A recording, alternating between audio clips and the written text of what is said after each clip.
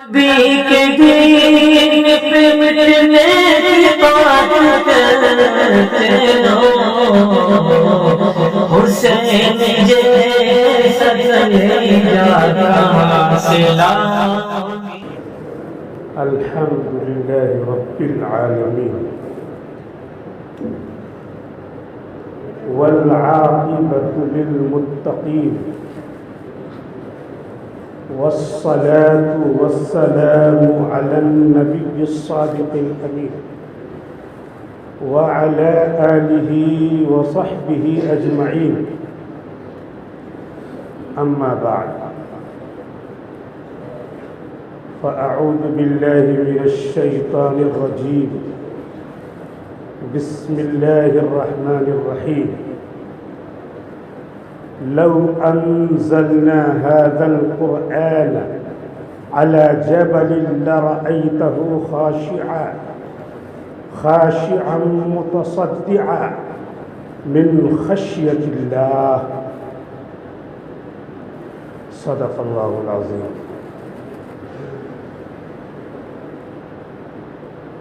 عزیز طلبہ کرام،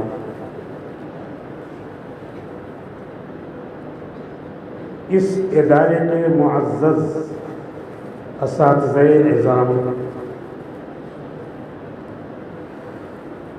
حضرت قاری نثار احمد صاحب مدظر العالی، مفتی طاہر صاحب مدظر، نیز سامعین کرام، بہت دیر سے آپ حضرات کا پروگرام جج کرنے کی حیثیت سے کہ اس کے ایجابیات کیا ہیں، سلبیات کیا ہیں، اس حیثیت سے پروگرام سننے کا اتفاق ہوا، اور میں نے آپ کی سلبیات یعنی بولنے میں جو آپ سے کچھ لغزشیں ہوئی ہیں اسے نوٹ بھی کیا ہے. لیکن ان تمام ایجابیات و سلبیات کے دوران بار بار مجھے حضرت تھانوی رحمۃ اللہ علیہ کی ایک بات یاد آ رہی تھی. وہ بات یہ ہے، حضرت نے فرمایا ہے کہ قرآن پڑھنے والے کا دل بہت مضبوط ہوتا ہے. قرآن کریم جو پڑھتا ہے، ظاہر سی بات پڑھانے والا بھی پڑھتا ہے، تو اساتذہ اور طلبہ دونوں، ہم اور آپ دونوں اس میں شامل ہیں. حضرت نے فرمایا کہ قرآن کریم سے جس کا اٹیچمنٹ ہے، تعلق ہے، اس کا دل بہت مضبوط ہوتا ہے اور ہوتا رہتا ہے. اس وجہ سے آپ نے جو پروگرام پیش کیا وہ اسی مضبوط دل ہونے کی نشانی ہے. دیکھیے، فجر سے پہلے آپ اٹھ جاتے ہیں. اگر کوئی شمار کرے تو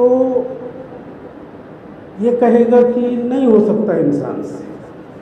فجر سے پہلے، فجر کے بعد 11:30 بجے تک، پھر 5 بجے تک، اس کے بعد مغرب بعد، پھر ایک آدھ بار دورہ ہوا. آپ سب تو جانتے ہی ہیں، میں بھی یہاں بہت دنوں سے ہوں. رات میں 12 بجے تک، 1 بجے تک بچے پڑھتے ہیں.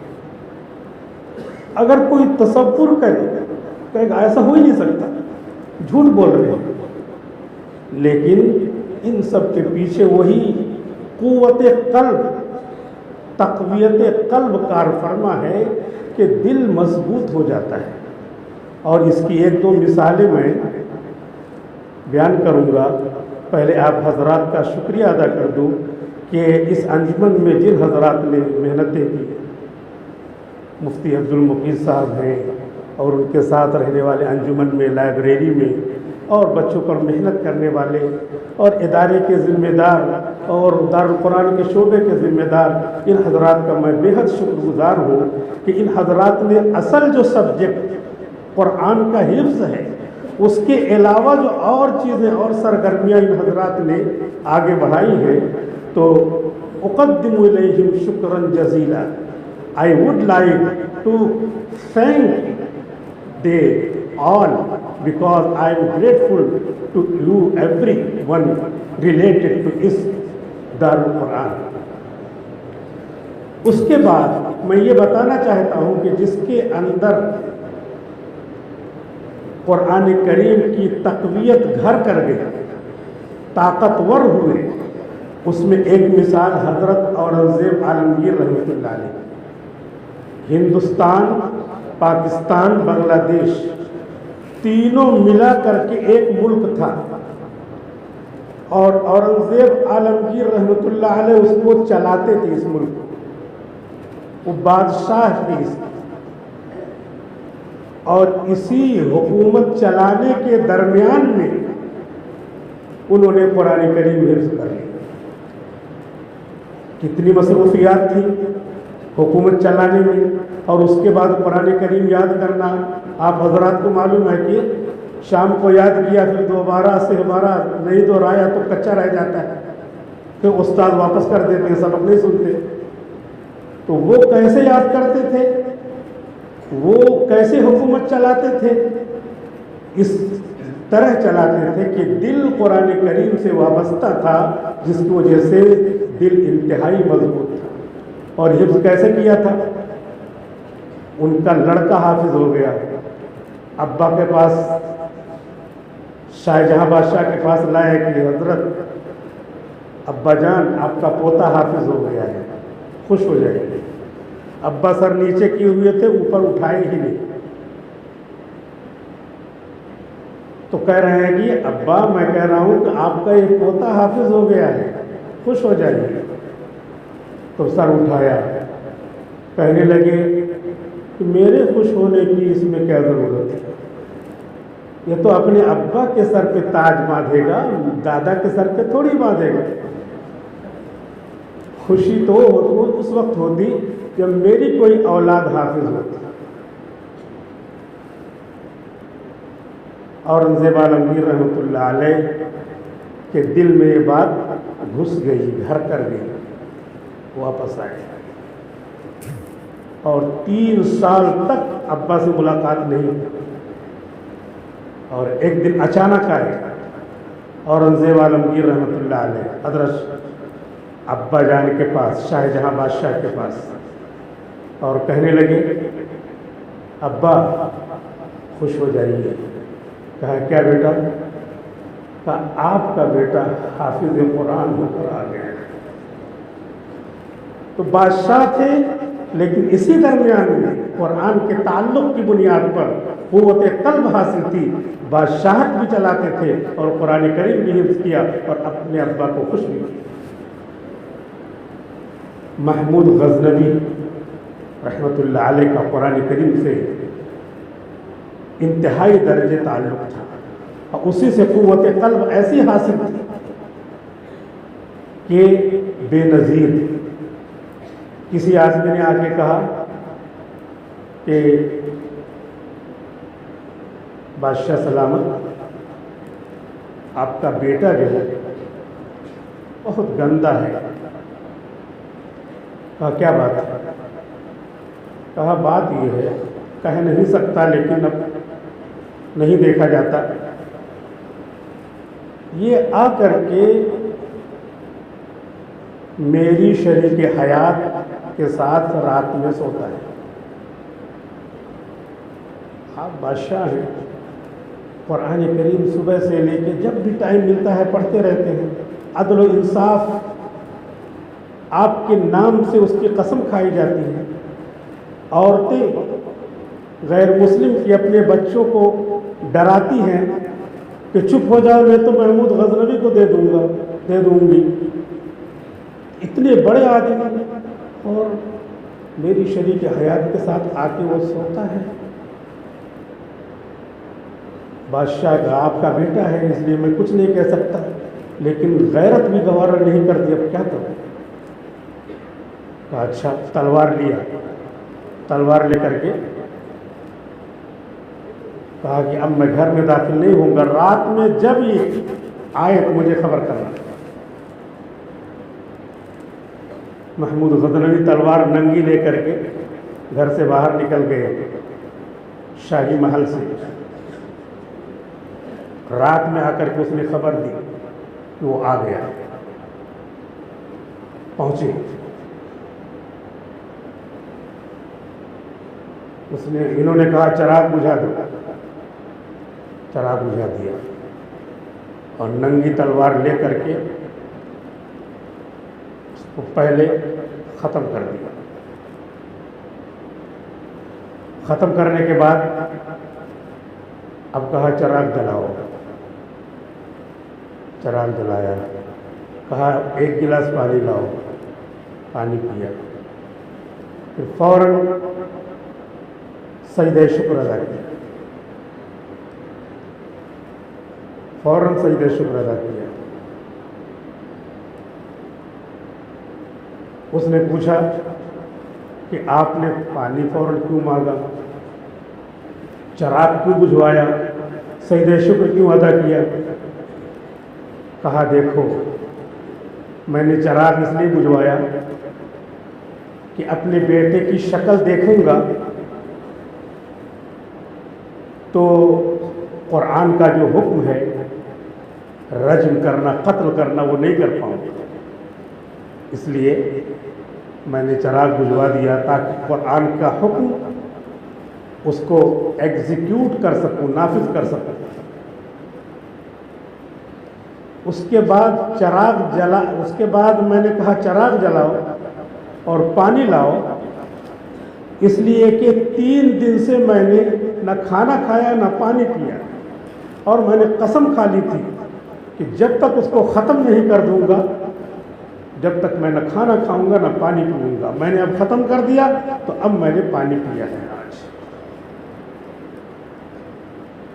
اور میں نے سجدہ شکر اس لیے ادا کیا کہ جب میں نے ادھر چہرہ دیکھا تو پتہ چلا کہ میرا بیٹا نہیں ہے،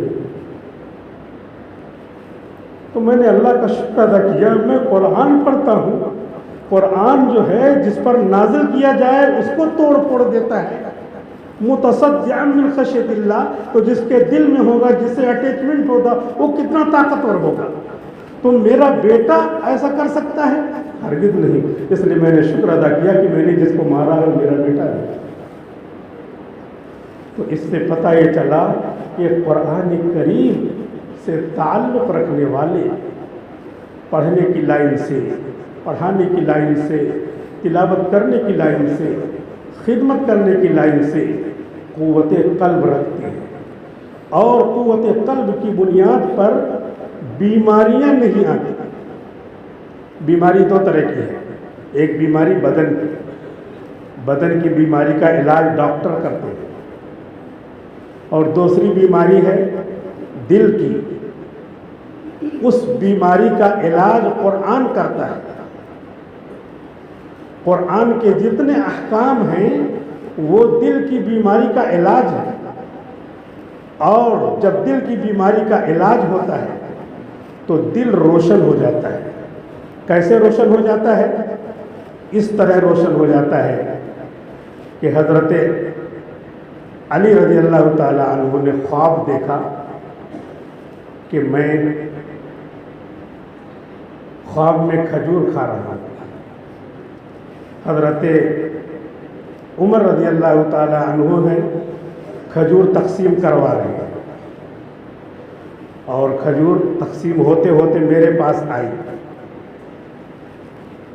تو میں نے کھجور کھایا۔ حضرت علی خواب میں کہہ رہے ہیں مجھے کھجور ملی، میں نے کھایا، پھر اس کے بعد دوسری میں نے مانگا تو دینے والے نے حضرت عمر سے پوچھا کہ دے دوں، تب تک خواب ختم ہو گیا۔ صبح کو واقعی فجر کی نماز کے بعد حضرت عمر نے نماز پڑھائی رضی اللہ عنہ، اور ایک صاحب ٹوکرا لے کر کے آئے کھجوروں کا اور کہا تقسیم کرو۔ تقسیم ہو رہی کھجور، حضرت علی اپنا خواب سوچ رہے ہیں کہ یہ تو میں نے خواب میں دیکھا۔ کھجور تقسیم ہو رہی ہے، تقسیم ہوتے ہوتے نمبر حضرت علی کا آ رہا ہے، بالکل ویسے ہی کھجور، ویسا ہی آدمی جو خواب میں تقسیم کر رہا۔ اس کے بعد کھجور ان کے پاس آئی، لیا، کھایا، کھانے کے بعد مانگ رہے ہیں دوسری، ایک اور دے دو نا، بہت اچھی لگ رہی ہے۔ تو انہوں نے حضرت عمر کو دیکھا، جیسے خواب میں دیکھا تھا ویسے یہاں دیکھ رہے ہیں، حضرت عمر کو دیکھا کہ دے دوں۔ حضرت عمر نے حضرت علی سے کہا خواب میں کھجور دوبارہ ملی تھی؟